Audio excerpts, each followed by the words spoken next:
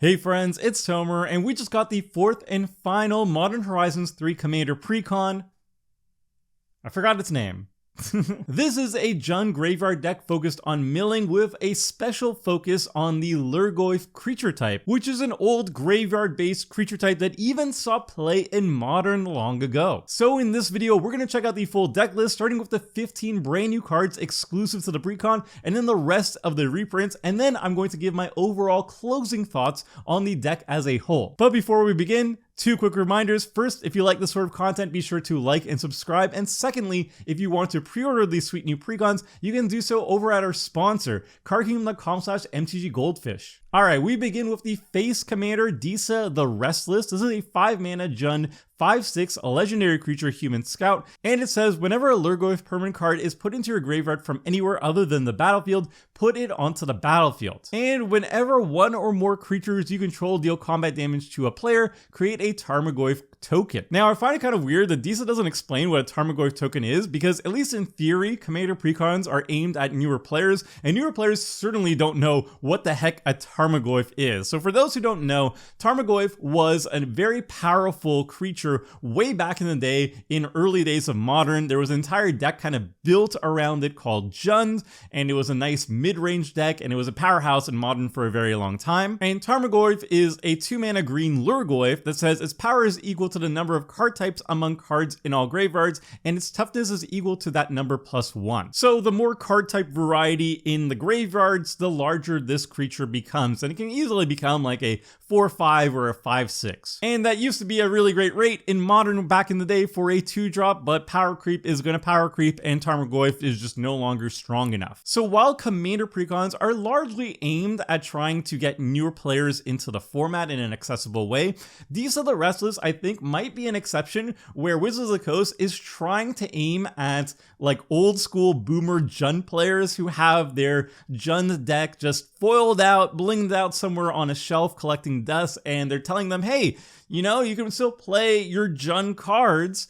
You can even use your old blinged out Tarmogoyf creatures as tokens with Disa the Restless. So come to Commander, everyone. Bring your Jund boomer deck, and you can, disassemble it for parts that you can run in your new Jund Commander deck. I honestly think that's kind of the goal with this Precon. Not just bringing in new players, but also bringing old players who have old collections. So Disa explains what the Precon is all about. It's all about Tarmogoyfs, and Tarmogoyf is a Tarmogoyf, and all Tarmogoyfs care about the graveyard. They care about it in different ways. They count different types of creature types or card types or whatever, but they all care about the graveyard, and they get larger based on having a larger graveyard. That's basically their gimmick. So Disa makes Tarmogoyfs that get larger based on the graveyard, but not only that, she also reanimates Tarmogoyfs incredibly mana efficiently. If you're milling, basically she wants you to be milling Tarmogoyfs, and as you're milling Tarmogoyfs, you're putting them directly onto the battlefield instead of keeping them in the graveyard, and that is incredibly powerful. And there's no cap to this. It's not like you can only reanimate one Tarmogoyf per turn or anything. No, there's zero cap to it. There's zero mana cost associated to it. You just take all the Tarmogoyfs that you're milling and put them directly onto the battlefield. It's actually incredibly powerful. So what's the most powerful things we can do with Disa? Well, you can play it straight, and you're just going to make a bunch of Tarmogoyf tokens and smash face with like 5/6s or whatever. And you could do a little bit of self-milling, or like discard some cards, discard some Tarmogoyfs and reanimate them very efficiently. But Disa has the potential to be like just a one-shot KO combo deck as well. And I put her in the highest rankings of like casual commander. I don't know if she's going to be CDH level. I don't think she's going to be CDH level, but at a casual table, if somebody has like an upgraded Disa deck, expect one shot. So some of the shenanigans you can be doing is you can cast stuff like Morality Shift, where you exchange your graveyard and library. So let's say you have like 60 plus cards in your library, and you have like a medium graveyard of like 10 cards or whatever. You can cast Morality Shift, take all the cards in your library and just put it into your graveyard instead. And then you're going to be putting obviously all your Tarmogoyfs all into the graveyard all at once, triggering Disa and reanimating all of them, putting them directly onto the battlefield. And when you're doing that, something like Tarmogoyf, which is a brand new card that is printed in the Precon, will deal damage equal to the power of all the Lurgoyfs entering the battlefield at once, and that's going to just one-shot all of your opponents. Or if you don't have Pyrogoyf, if you just mill Anger, then suddenly all your Lurgoyfs that you just reanimated with Disa suddenly have haste, and you just swing in for lethal that way as well. And Morality Shift isn't the only card to just like put your entire library into your graveyard. You can do stuff like Mesmeric Orb and Basalt Monolith, which is an infinite mill combo as well. So any of these type of just put your library into the graveyard effects with Disa on the battlefield and a critical mass of Lurgoyfs in your library just means you basically just win the game. It's very hard to actually interact with this. Like Morality Shift is just a sorcery, and then if you mass reanimate everything with Disa and put Pyrogoyf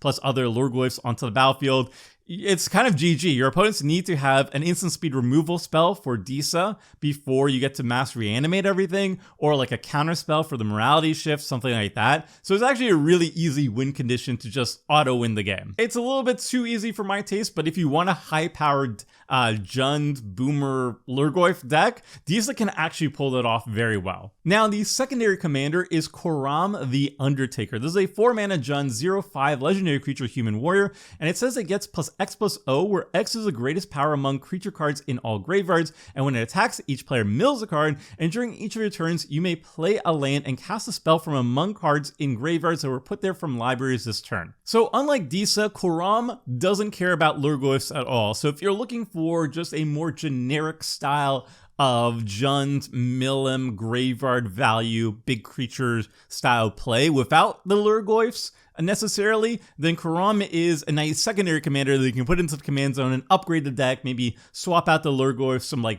for more generically powerful creatures instead. And this one is incredibly powerful.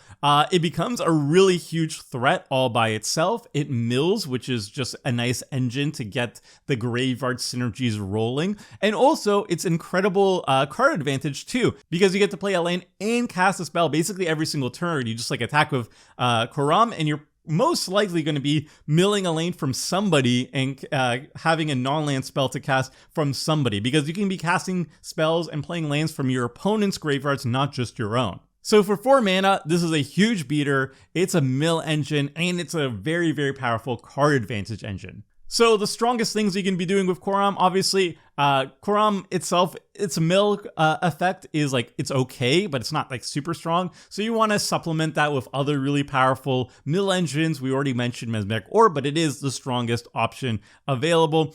And then you want to have a particular focus on creatures with really high power that you can put in the graveyard, and then Koram can just become that powerful as well. So Yargle Multani has one of the highest base powers in the game. So you can just make Koram an 18 power creature if you mill Yargle, if Yargle's in the graveyard. Or even better, the biggest creature with the largest power potential, I think, is Lord of Extinction. It just adds up all the powers of all creatures in all graveyards, and then Koram, it just becomes a one-shotter. It will easily become bigger than 21 power, and then you can just start one-shotting your opponents with it. So yeah, Koram has a lot of potential. It's a really, really powerful one-shot potential creature. It's also a mill engine. It's also a card advantage engine. That's actually incredible value for a 4-drop. It's really, really strong. So those were the 2 new legendary creatures that can be your commander with the Precon, and now we're going to check out the 13 other cards that are brand new and exclusive to the deck. We're going to be starting with Pyrogoyf. I already mentioned this one, but it is probably the strongest Lurgoyf they've ever printed. It's a 4-mana red Lurgoyf. Its power is equal to the number of card types in all graveyard, and its toughness is equal to that number plus 1. This is like the de facto way Lurgoyfs are statted up. It's like the Tarmogoyf way. There are going to be some Lurgoyfs that have a different one, but for the most part, this is going to be the generic way Lurgoyfs are statted, so I'm going to not bring that up every single time, but if it's different, I will mention it. And then whenever Pyrogoyf or another Lurgoyf enters the battlefield under your control, that creature deals damage equal to its power to any target. So this is a great removal spell for all your Lurgoyfs. Like whenever you're playing Lurgoyfs, you're going to be taking out opposing creatures, but then also if your opponents are low enough, you can just straight up burn them to death and kill them that way. So if you can't profitably attack, you could just, use this as added reach. Obviously, we talked about Pyrogoyf a little bit earlier, where if you mass reanimate everything with Disa, that's probably enough damage on the battlefield with all your Lurgoyfs entering the battlefield at once to take out all your opponents in one fell swoop. So that's why Pyrogoyf is the strongest Lurgoyf. It just has such a high damage potential that it's going to be winning you the game so many times. And at the very worst, it's just like a 4-drop that enters the battlefield. You know, it will have like 4 power, maybe 5 power, and then just like take out a creature that your opponents control. That's already very good.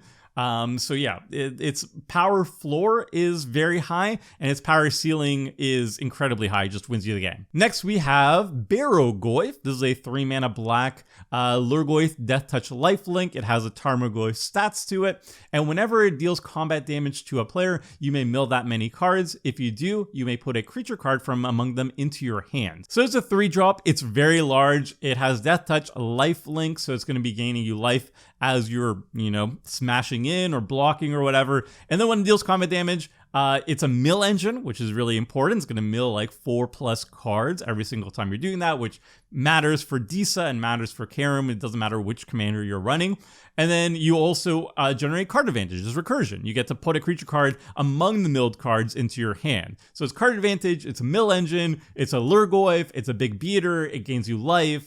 All that for a 3 mana is incredible. Next, we have Polygoyf. This is a 3-mana green Lurgoyf. It has Trample and Myriad, and it has a Tarmogoyf stat. So it's going to be like a 4 power, 5 power, 6 power creature pretty easily.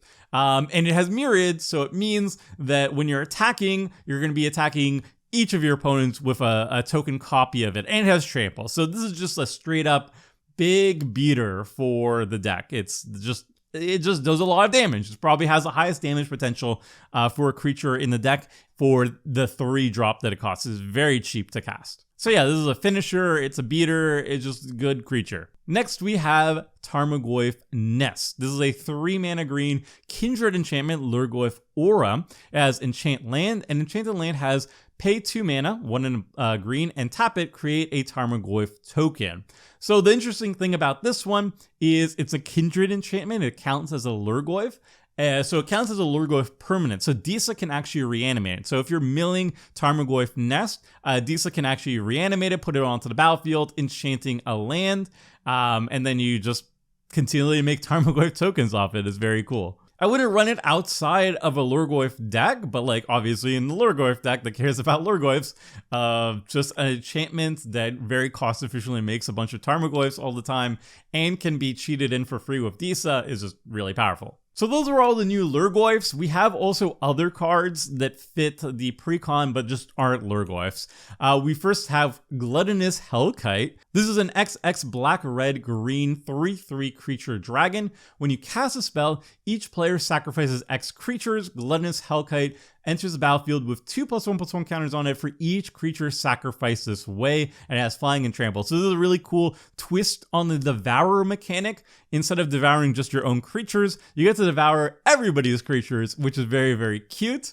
And it's going to be a huge beater once it's devoured a bunch of creatures, and obviously your opponents are going to be losing much more valuable creatures than yourself because you're a reanimator deck. You want creatures in the graveyard that fuels your shenanigans. So yeah, it's removal, but it's also a huge beat stick that flies, and that's very cool. Next, we have Exterminator Magmark. This is a 4-mana Rakdos 5/3 artifact creature, Phyrexian Construct. That's cool. Whenever you cast an instant or sorcery spell that targets only a single non-land permanent an opponent controls, if another opponent controls one or more non-land permanents that spell could target, choose one of those permanents, copy that spell. The copy targets the chosen permanent, and you can pay 2 mana, 1 in a black, regenerate the Magmark. So this is a kind of weird one in the Precon, but basically it's a baby Zevlor. Instead of having to spend mana to give your instant sorcery spells Myriad, you get to just copy the instant sorcery spell for free, but it doesn't get to copy a target for each opponent. It's just one additional opponent. It gets to copy it for free. Honestly, I kind of like this better because you don't have to tap the Magmark, you don't have to spend mana on the Magmark, and it also comes with regenerate, which is nice. So I actually like this more than Zevlor, but obviously Zevlor, you can build an entire deck around it because it can be your commander. So that's the bigger appeal here. Whereas Magmark, it has to be part of the 99. And so it's a little bit more limited in how you're going to be getting value out of it. But I feel like it's going to fulfill a similar role. Obviously, it's going to be in the 99 of Zevlor, but basically any deck that runs a healthy amount of instants or sorceries that target a single thing, the Magmark is going to be really good there because it's just going to double the value of your things. And then also it's a 5/3 that has regenerate, which means it's a good blocker, it's a good attacker, and it's going to survive some amount of removal too. Next, we have Sawhorn Nemesis. This is a 4-mana red 2/4 creature dinosaur, and it says when it enters the battlefield, choose a player.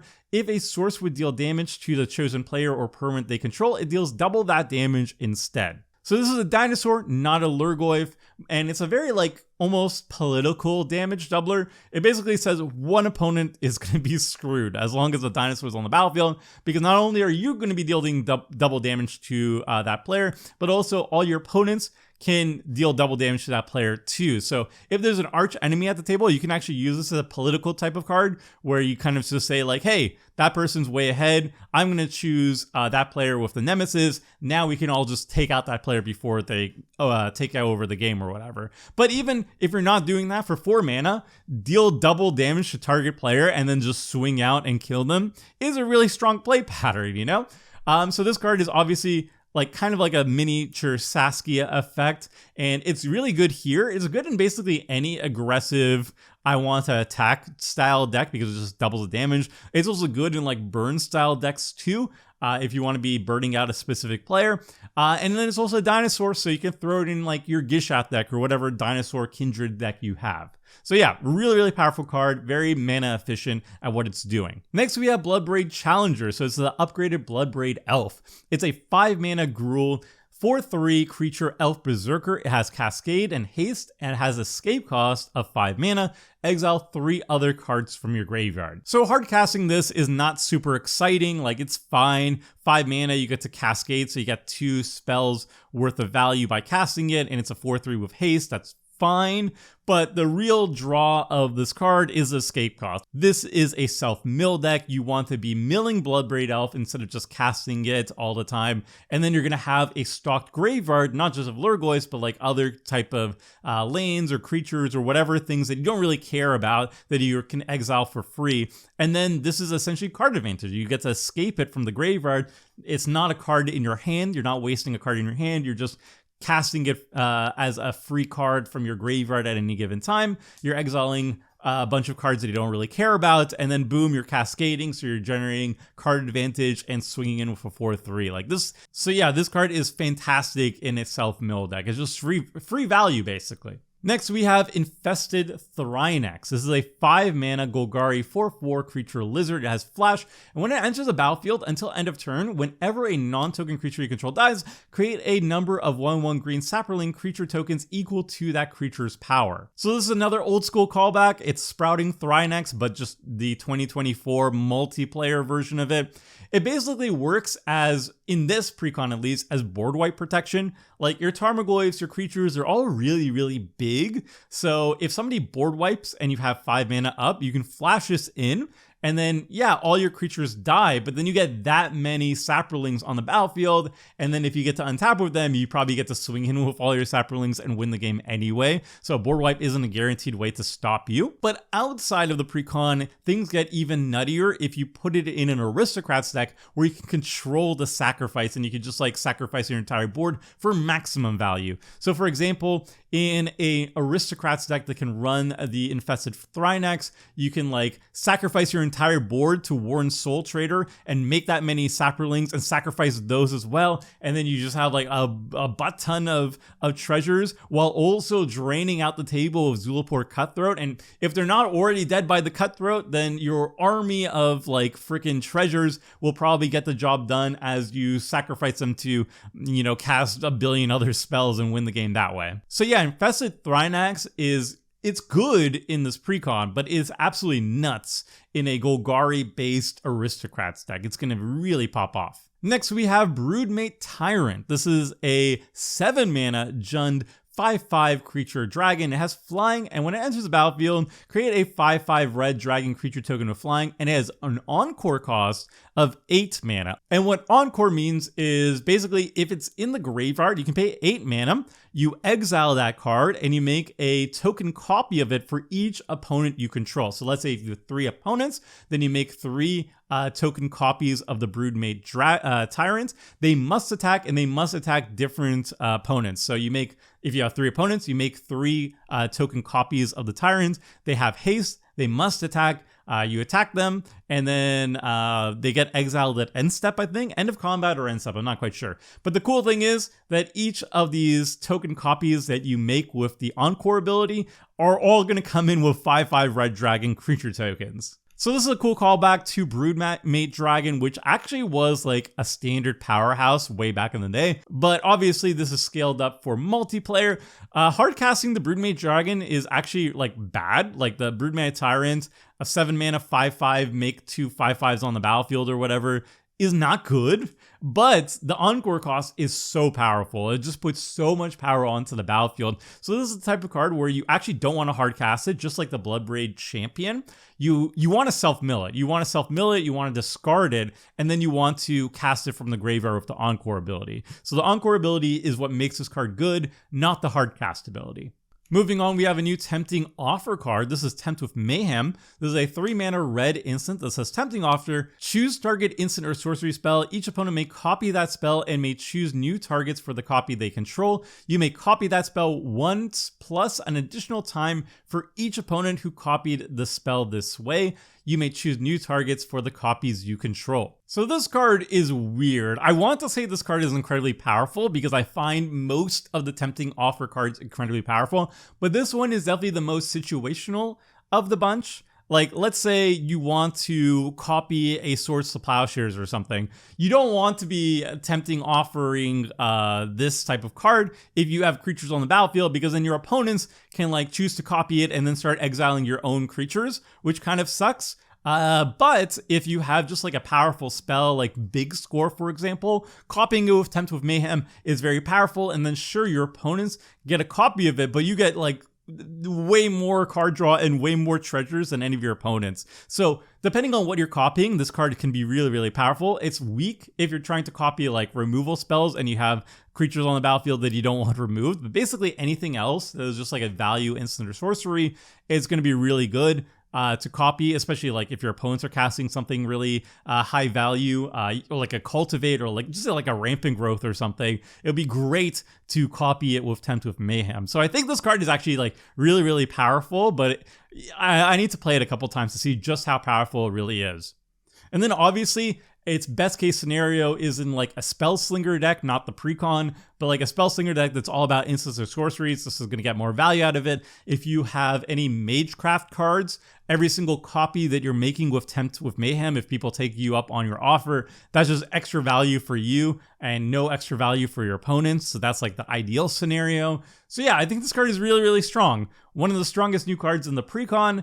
But it's just kind of underrated looking and more situational. It's like harder to grok, I would say. Next, we have Final Act. This is a 6 mana black sorcery. People are calling this the Black Farewell. It is not, but let's look at the card. It's a sorcery that says choose one or more. Destroy all creatures, destroy all planeswalkers, destroy all battles, exile all graveyards, and each opponent loses all counters. So obviously this is a callback to Farewell, one of the strongest board wipes in Commander, one of the strongest board wipes in general. It's incredibly powerful, and some people get very salty about it because it's too good, some might argue. And Final Act kind of looks like it, right? It's formatted the same way. It has multiple modes. It's 6 mana. So it has to be just as good, right? Well, the answer is no, obviously. Most of the modes are not that interesting. Like Destroy all Planeswalkers. Planeswalkers are not very common in Commander. Destroy all battles. Battles are not very common in Commander.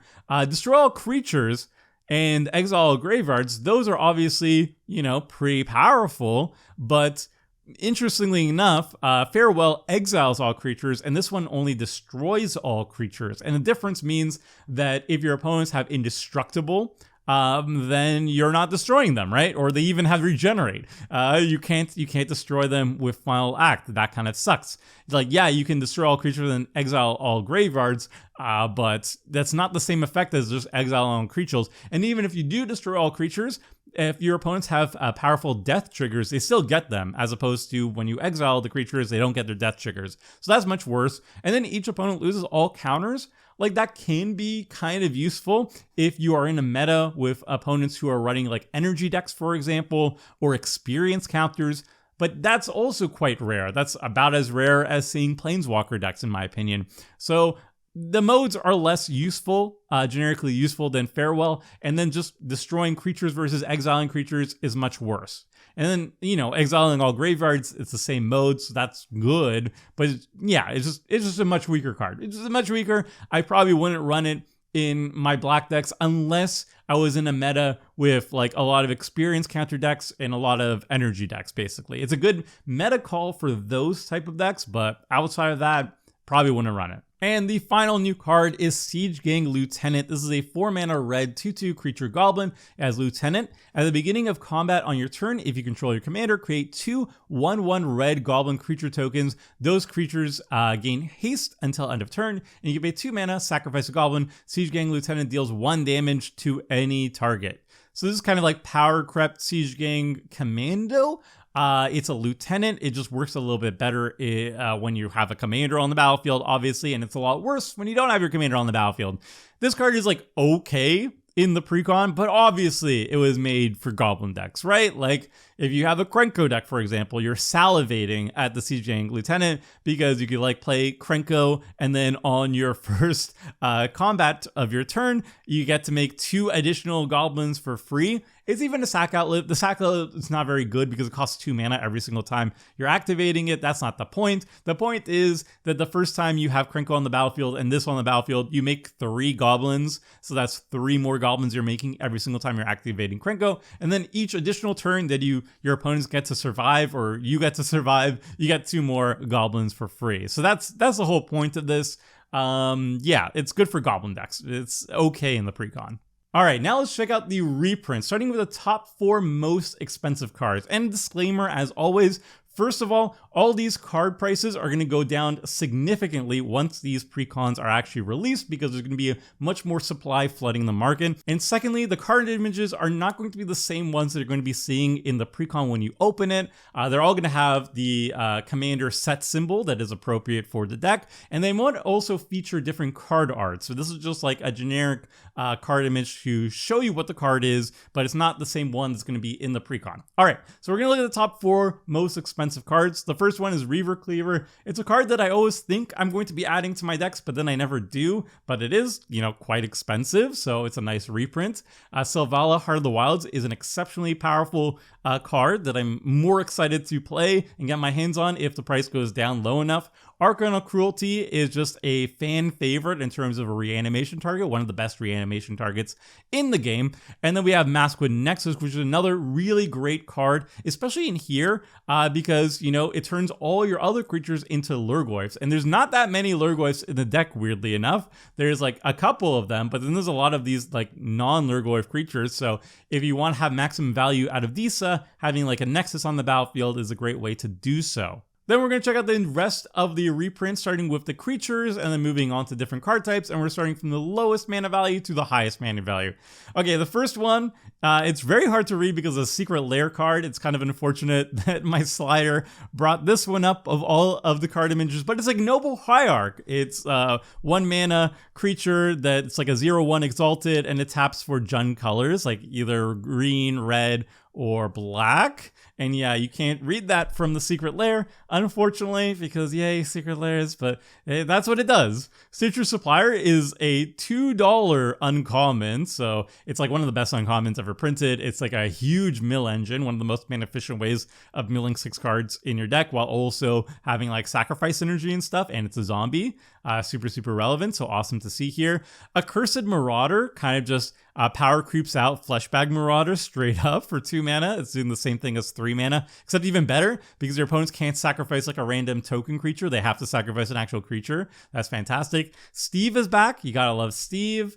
Burnish Heart, I do not like it here. I do not care to see it ever reprinted, but here it is. Eternal Witness, love to see it. Yavimaya Elder, also kind of super power crept. Anger, I'm always going to take another Anger reprint. It's $4. It's a commander staple. It's fantastic in a deck that is self-milling. Really great to see. Bloodbraid Elf, I think this is just like a boomer callback. Like, we have Bloodbraid Champion or whatever, which is way better. And this card is just like not very good in Commander, but I think these cards are seeded here specifically for the Jund Boomer cards. Be like, nostalgia, it's here. I can play my nostalgia pieces in Commander. And it's like, yeah, you can. You can play basically anything in Commander. It's not good, but it is here, and it makes Boomer hearts happy. Brawn, again, just like Anger, it's very, very good here because you're going to mill it, never going to play it, and then all your big creatures have trample. Graveshifter, it technically is a Lurgoyf, and it has reanimation synergy. That's nice. Then we actually have Lurgoyf. It's not good, but it is here. Again, we're appealing to the Jund Boomers. We're trying to get them into Commander, and I think that's the goal. That's the goal of a couple of these cards here. Mordivore is actually quite good. It gets really, really big, larger than the other like random Tarmogoyf effects, and has Regenerate. Junji is a great reprint here. It has Reanimation, Sacrifice Synergy, all that good stuff. Necrogoyf is another Lurgoyf that gets really, really big. Sir Conrad is a staple amongst like self-mill and aristocratic strategies. It's an alternate win condition. Then we have Izoni 1009. It's kind of slow, but you know, it makes a bunch of creatures on the battlefield, and that's cool. Zeatoria the Incinerator. We have really, really big creatures, and sometimes we just want to attack with them and then like sacrifice them for insane value. So Zeatoria is a really great top end for that. Grist the Hunger Tide. I'm unhappy that this is the secret lair art that is showing up on the power slide. I'm very apologetic, but it is really good in a Jund self-mill sacrifice deck. You just gotta believe me. Then we got Liliana Jeth's Majesty. It's all right. Garruk Apex Predator is definitely a very expensive magic card. It's okay here too. Faithless Looting works really well with Disa and just any sort of reanimation strategy, because we could just like discard 2 Lurgoyfs and then immediately put them onto the battlefield with Disa and effectively draw 2 cards for 2 mana while reanimating 2 Lurgoyfs. It's absolutely busted. Grapple with the Bast is very solid. Grizzly Salvage is very solid. All of these things work very well with Disa and Karum and whatever else we're doing. Rampant Growth is a staple. Terminate's all right. I think this is also like a boomer callback. Kolaghan's Command, definitely a boomer callback. Come on. This is like a modern, or I think it was, I think it might still be a modern playable card, but it used to be definitely. Maelstrom Pulse. Okay, yeah, that is definitely appealing to the boomers. It's still good in Commander, honestly. It's like very flexible removal, but it's sorcery speed, so it's usually crept out by Beast with Fin or whatever, but it's still fine. Then we have River Tree's Cham, which is quite good. Siphon Mine, it's old, but it's still playable. Okay, Bituminous Blast. Come on, Wizards of the Coast. Come on, Wizards of the Coast. This card ain't good. This card ain't good, but this is just showing up because it's old school Jund. That's the only reason why it's here. It's not a good card in Commander. Chandra's Ignition, very good when we have such big creatures. This could be a one-sided board wipe / win condition. You just straight up burn out our opponents with a big enough creature. Fine Finality, it's flexible. It's a graveyard. It's like a graveyard recursion, but also a board wipe in a deck with really high power creatures. And then we got Soul Ring, Arcane Signet. Lightning Greaves is a really great reprint here too. Love to see it.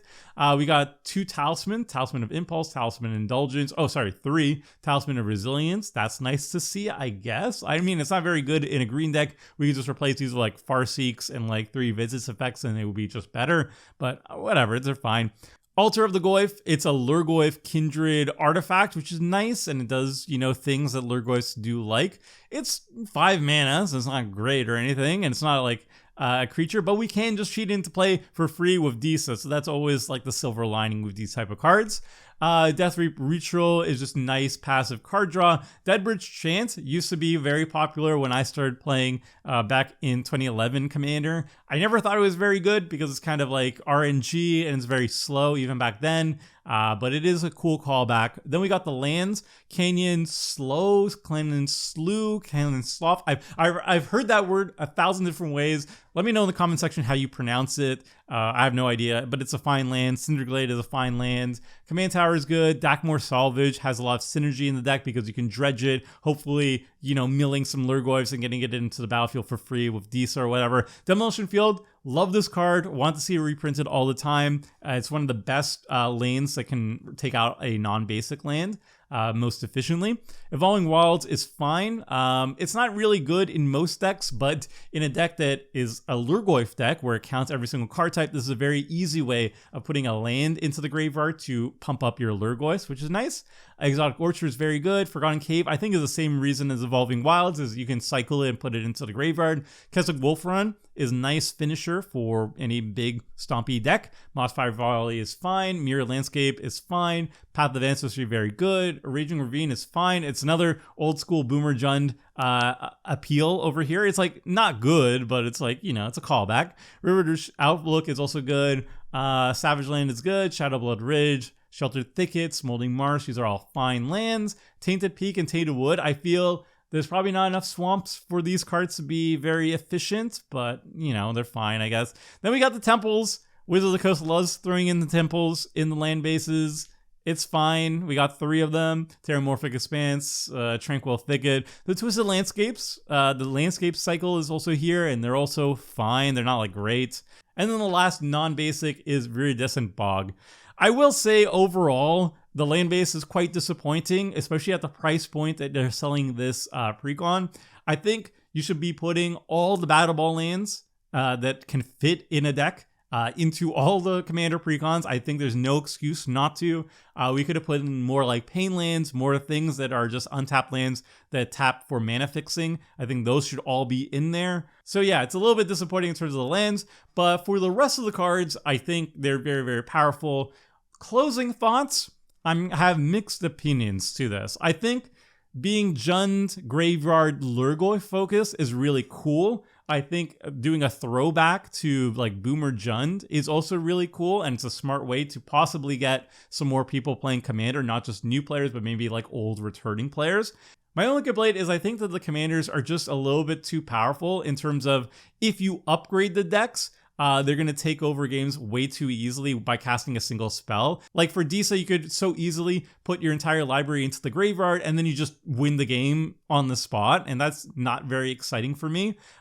Even with the secondary commander, Karam, can so easily just start one-shotting people by like, you know, entombing the right creature like a Lord of Extinction or something. And that's fine. Like some people want to play high-powered commanders, but when it's like the face card of a Precon and it's so easy to upgrade those decks to do that thing, I just kind of worry that like new players are just going to start pub stomping, and then their deck is now suddenly way too powerful for the pod, so now they have to like retire their deck or like severely change it around, but they've spent money on like these really on these upgrades already, so that's just a feel bad. I don't like it when Precon commanders are like way too easily busted. I had the same issue with like Stella, for example. I think if it's so easy to just like one-shot kill the table by like swapping a couple cards, I think that's a problem when it's a Precon commander. And even out of the gate, I think this Precon is like one of the strongest I've ever seen. So I don't know. Hopefully it's not going to be an issue. Hopefully I'm griping for no reason. But yeah, I think the deck is super sweet.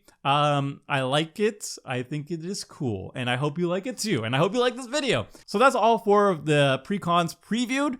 Now I'm going to be doing a ranking guide of all the Precons where I'm going to be analyzing all of them. I'm going to be upgrading all of them, and then I'm going to be ranking them in a handy dandy tier list. And then I'm also going to be looking at all the legendary creatures from the main set and the Commander products, and I'm going to be putting them in the tier list as well too. And I don't know how many there are. I'm guessing there's at least 50 of them, so it's going to be a really long video, but you guys seem to really like it, so hope you enjoy that as well. So check back on the channel very soon. I'm going to be having those out later this week or early next week at the latest. So like and subscribe if you like that sort of stuff, and until then, friends, see ya!